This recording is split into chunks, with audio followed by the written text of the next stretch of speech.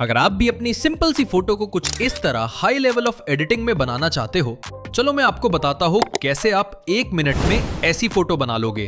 तो उससे पहले AI हिंदी को सब्सक्राइब करो ऐसी ही अमेजिंग वीडियोस के लिए।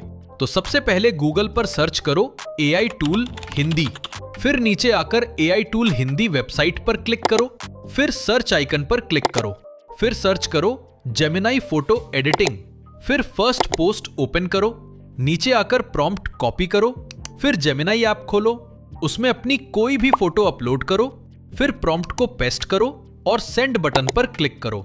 ऐसा करते ही आपके सामने एडवांस एडिटिंग में बनी AI फोटो मिल जाएगी, फिर उसको सेव कर लो। तो देर किस बात की, अभी आजमा कर देखो और अपनी फोटो को हाई क्वालिटी में बनाओ जेमिनाई AI की मदद से।